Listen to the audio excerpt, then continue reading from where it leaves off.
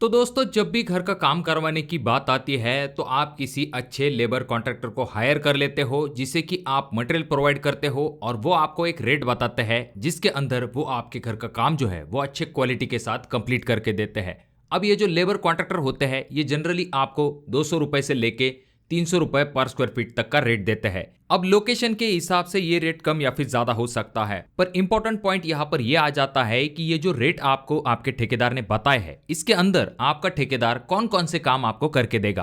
क्योंकि शुरुआती वक्त में चीजें सही लगती है, ठेकेदार भी अच्छे से बात करता है, पर आगे चल के जब घर का काम शुरू हो जाता है ऐसे में बीच में आते ही आपका लेबर कॉन्ट्रैक्टर आपसे ये कहता है कि ये काम मैं नहीं कर सकता हूं, इतने रेट में इतना ही काम होगा।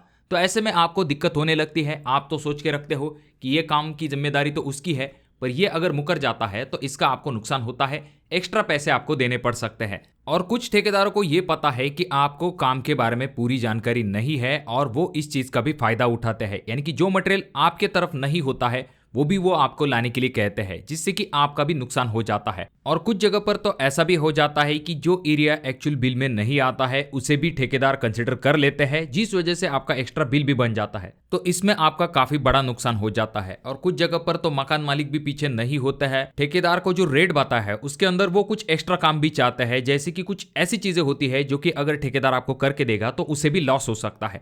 तो चलिए जानते हैं आपने जो रेट ठेकेदार को दिए हैं उसके अंदर आपका ठेकेदार कौन कौन से काम आपको करके देगा। तो देखिए दोस्तों, सबसे पहले ये जान लेते हैं कि आजकल मार्केट में लेबर कॉन्ट्रैक्टर के क्या रेट चल रहे हैं।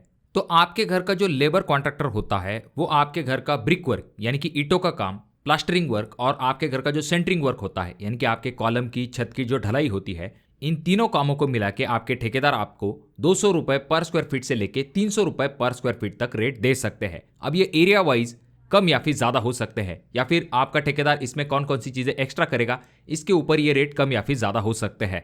अब इसमें भी दो टाइप आते हैं, यानी कि कुछ जगह पर ईंटों का और प्लास्टर का जो कॉन्ट्रैक्टर होता है वो सेपरेटली काम लेता है, जो कि 100 रुपए पर स्क्वायर फीट से लेके 130 रुपए पर स्क्वायर फीट के हिसाब से चार्ज लेता है। और अगर सेंटरिंग कॉन्ट्रैक्टर को आप सेपरेटली काम देना चाहते हो तो वो आपको 130 रुपए से लेके 150 रुपए पर स्क्वायर फीट तक चार्ज ले सकता है। अगर हम ऐसा मान के चले कि हमने अपने घर का काम जो है वो 250 रुपए पर स्क्वायर फीट से अपने कॉन्ट्रैक्टर को दिया है, जिसमें कि वो 120 रुपए पर स्क्वायर फीट के हिसाब से आपके घर का ईंटों का और प्लास्टर का काम करके देगा, और 130 रुपए पर स्क्वायर फीट के हिसाब से आपके घर का सेंटरिंग वर्क यानी कि जिसमें आपके घर का कॉलम, फुटिंग, बीम, छत की ढलाई ऐसी चीजों को करके देगा। अब पर स्क्वायर फीट के रेट कंफर्म होने के बाद अगला इंपॉर्टेंट सवाल आ जाता है कि आपका जो ठेकेदार है उसे आपको किस तरह से सिलेक्ट करना चाहिए। पहली चीज, आपको सिर्फ कम रेट वाले ठेकेदार को फाइनल नहीं करना है, आपको उसके काम को पहले देख लेना चाहिए, उसका रेपुटेशन अच्छा होना चाहिए और पैसे का हिसाब किताब अगर अच्छा है तब जाकर ही आपको उस कॉन्ट्रैक्टर को फाइनल करना है। अब लेबर कॉन्ट्रैक्टर को जब भी हम काम देते हैं तो बेसिकली ऐसा होता है कि जो मटेरियल की जिम्मेदारी होती है वो मकान मालिक की होती है और जो लेबर की जिम्मेदारी होती है वो आपके लेबर कॉन्ट्रैक्टर की होती है। यानी कि आप अपने ठेकेदार को सीमेंट, ईंट, गिट्टी ऐसी चीजें लाके देते हो और आपका जो ठेकेदार होता है वो आपको लेबर प्रोवाइड करता है। पर इसमें भी कुछ मटेरियल होता है जो कि ठेकेदार की तरफ होता है, जैसे कि फावड़ा, तगारी, उसके बाद जो शटरिंग वर्क होता है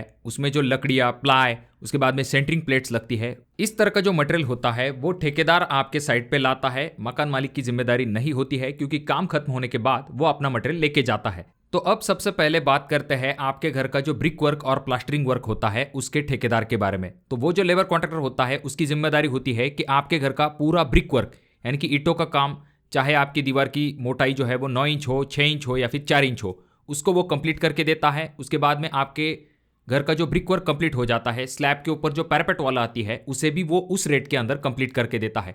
पैरापेट वॉल का कुछ जगह पर सेपरेट चार्ज लिया जाता है, पर अगर आप पर स्क्वायर फीट के हिसाब से चार्ज देते हो तो पैरापेट वॉल सेपरेटली नहीं आती है। आपके घर के ऊपर जो टावर आता है यानी कि जो ममटी होती है उसका एरिया डेफिनेटली एक्स्ट्रा पकड़ा जाता है, पर जो पैरापेट वॉल है उसका एरिया जो है वो एक्स्ट्रा नहीं लिया जाता है। जब आपका ब्रिक वर्क कंप्लीट हो जाता है उसके बाद आपका जो ठेकेदार होता है वो आपके घर का अंदरूनी और बाहरी दोनों प्रकार का जो प्लास्टर होता है उसे कंप्लीट करके देता है। अब जो आपका ब्रिक वर्क है या फिर आपका जो प्लास्टर है उसे पानी मारने की जिम्मेदारी मकान मालिक की तरफ होती है। ब्रिक वर्क के लिए लेबर को जो मटेरियल की जरूरत होती है, जैसे कि ग्लव्स, उसके बाद में टगारी, फावड़ा, रेती छानने की जाली, उसके बाद में प्लास्टरिंग के लिए जो सपोर्ट चाहिए होते हैं, ऐसी सभी चीजों का अरेंजमेंट जो है आपके ठेकेदार करते हैं। अगर हम सेंटरिंग कॉन्ट्रैक्टर के बारे में बात करते हैं तो शुरुआत हो जाती है फुटिंग से।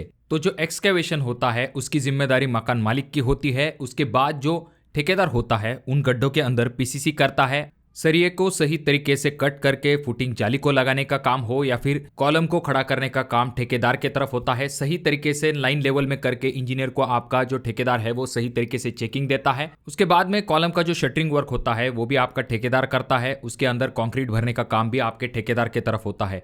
कंक्रीट करते समय उसके अंदर वाइब्रेटर आपका ठेकेदार इस्तेमाल करता है, वो वाइब्रेटर ठेकेदार लाता है, पर उसके लिए जो बिजली चाहिए होती है वो मकान मालिक प्रोवाइड करता है। तो आपका जो सेंटरिंग कॉन्ट्रैक्टर होता है वो आपके घर के फुटिंग से लेके कॉलम, उसके बाद में आपके प्लिंथ बीम के ऊपर वापस से आपके जो कॉलम निकलते हैं उनका जो शटरिंग वर्क होता है, स्टील कटिंग वर्क होता है, उसके बाद में कंक्रीटिंग, ऐसे सभी चीजों को कंप्लीट करके देता है। 7 फीट हाइट के ऊपर आपके जो खिड़कियां हैं उनके ऊपर लिंटल डाल के देने का काम करता है। उसके बाद सबसे इंपॉर्टेंट चीज आ जाती है जो कि है आपकी छत की ढलाई, यानी कि आपके जो स्लैब का काम होता है उसका सबसे पहले शटरिंग वर्क कंप्लीट वो करके देता है। उसके बाद में आपके स्लैब के डिजाइन अनुसार जो सरिया है उसे कट करके सही तरीके से प्लेस करता है और उसके बाद में बारी आती है आपके कंक्रीटिंग वर्क की। तो कंक्रीटिंग वर्क भी आपका ठेकेदार कंप्लीट करके देता है।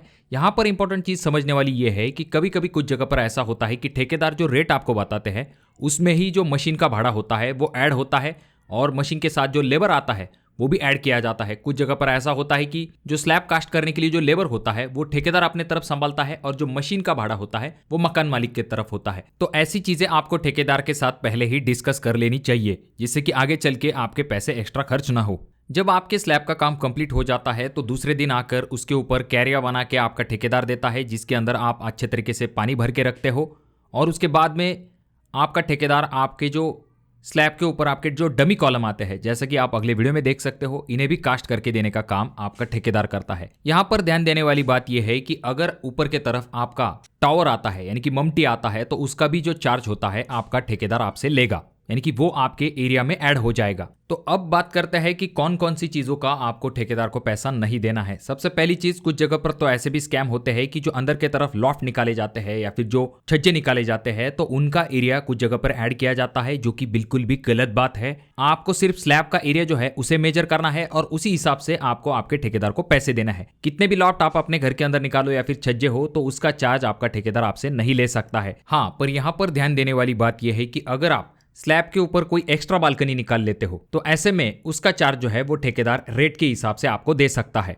अगली इंपॉर्टेंट चीज ये आ जाती है कि जो स्लैब होता है उसके ऊपर जो कोई भी काम किया जाता है, जैसे कि आपकी पैरापेट वॉल है, उसके बाद में डमी कॉलम है, तो उसका कोई भी एक्स्ट्रा चार्ज नहीं होता है। स्क्वायर फीट के हिसाब से आपकी पैरापेट वॉल हो या फिर आपके डमी कॉलम वो इसमें एडेड ही होते हैं, तो उसका कोई भी एक्स्ट्रा चार्ज देने की जरूरत नहीं है।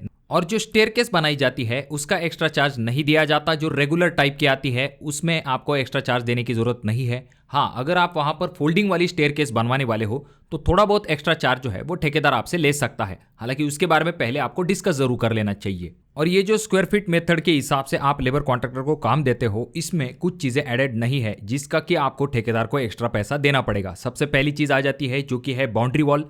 तो ये एक्स्ट्रा वर्क में आ जाता है। अगर आप बाउंड्री वॉल बनवाते हो तो आपको ठेकेदार को एक्स्ट्रा चार्ज देना पड़ेगा। उसके बाद में अगर आप कोई गेट बनवाते हो या फिर अगर आपको कोई सेप्टिक टैंक बनवानी है या फिर आपको पानी के स्टोरेज के लिए वाटर टैंक बनवानी है तो ऐसी चीज़ों का भी आपको एक्स्ट्रा चार्ज ठेकेदार को देना पड़ेगा। उसके बाद में अगर आपके पास क्यूरिंग के लिए कोई आदमी नहीं है, यानी कि आप अपने घर को पानी नहीं मार सकते हो, तो पानी मारने का काम अगर आपका ठेकेदार करता है तो उसका भी आपको एक्स्ट्रा चार्ज ठेकेदार को देना पड़ेगा। तो कुछ इस हिसाब से अगर आप अपने ठेकेदार को काम देते हो तो आपको ज़्यादा दिक्कत नहीं होगी।